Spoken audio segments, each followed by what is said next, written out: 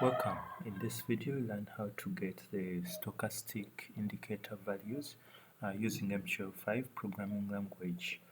So the first thing, as usual, with indicators, we create the indicator handle.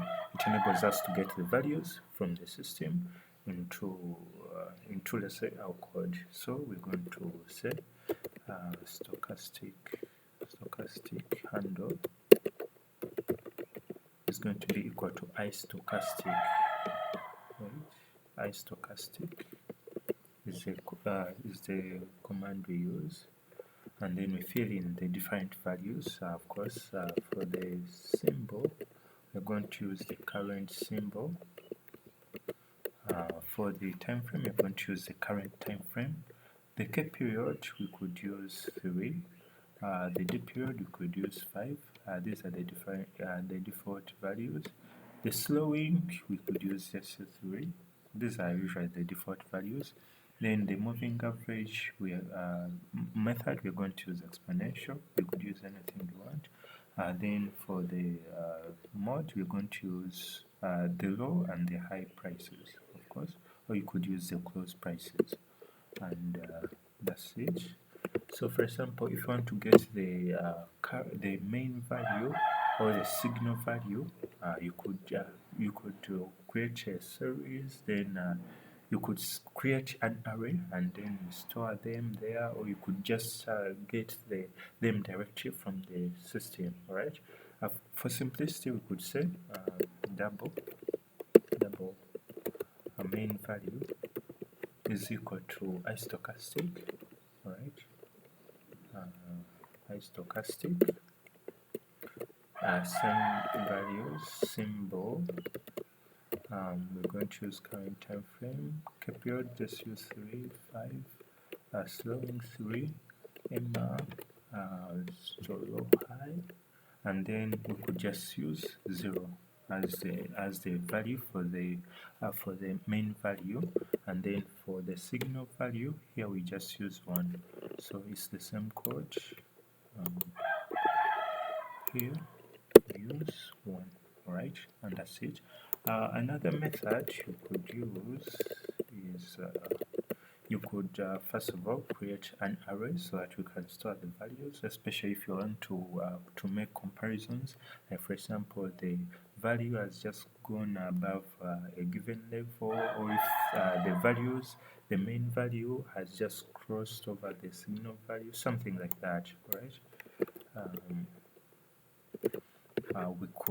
We could use another method where we first create arrays, then we arrange the arrays, then we copy the values from the handle to the different arrays. Right. We're going to create our main array,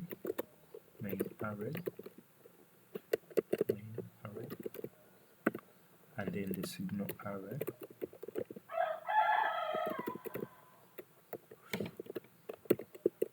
Alright, then we're going to rearrange the values, to rearrange these arrays so that we can be able to copy them in order. Right, we just use array set as series.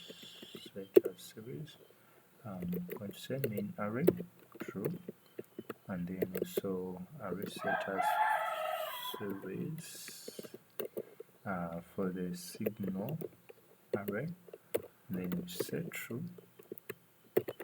And then we are going to now copy the values from the stochastic handle.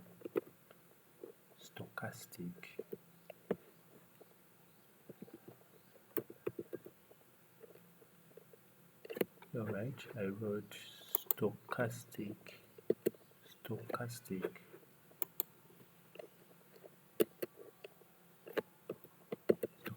handle.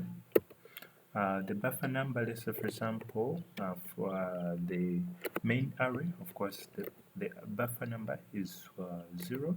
Starting position, we're going to use the current, and then we're only going to copy 3 values into the main array, and then you're going to do the same for the signal array. All right. signal. This will be signal array, and the buffer value is 1. Alright, and that's it. So for example, if you want to check let's say for example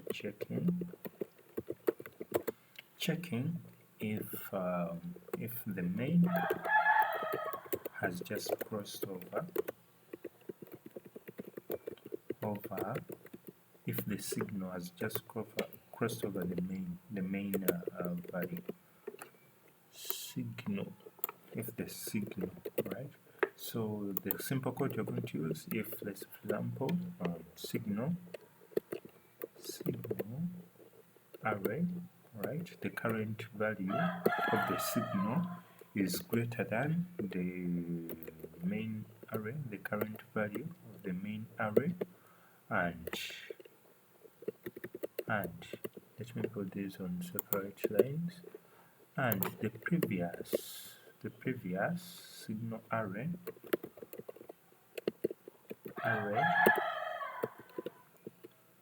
is less than the previous main array. Alright, and that's it. Alright, yes. If this is the condition, what do we do? Maybe we could just comment, or we could enter position. We could comment the signal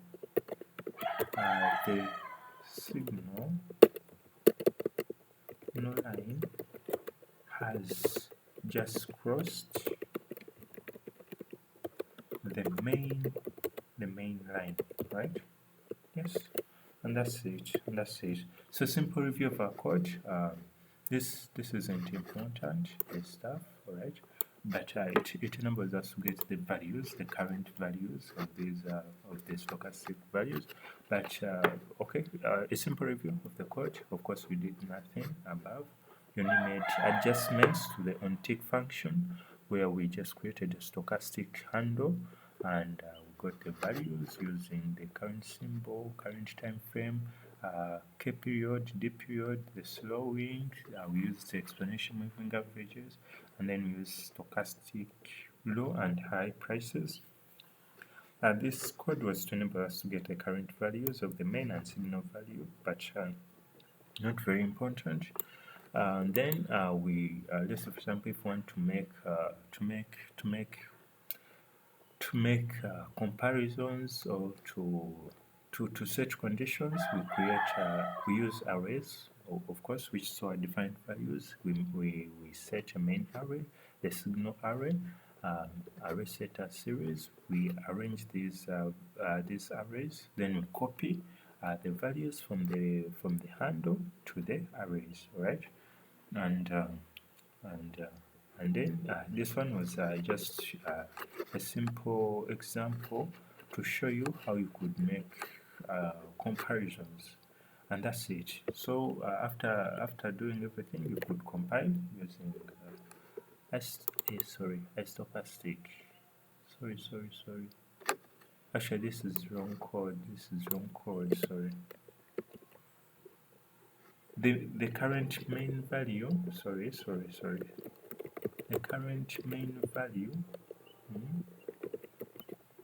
Actually, this is the only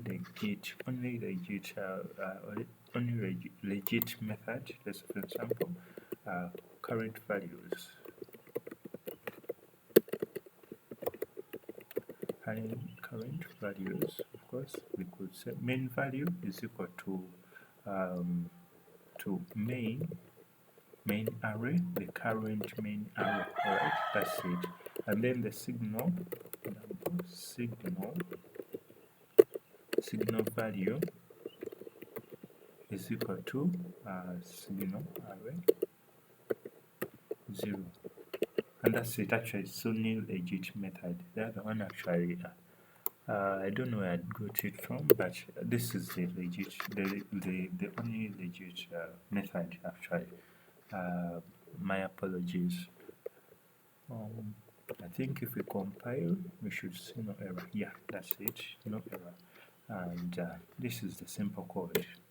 We get the handle, we create the arrays, we arrange the arrays, then we copy the values in these arrays, and then we can now, afterwards, we can get the values we want, or make computations which we want, and that's it. Thank you.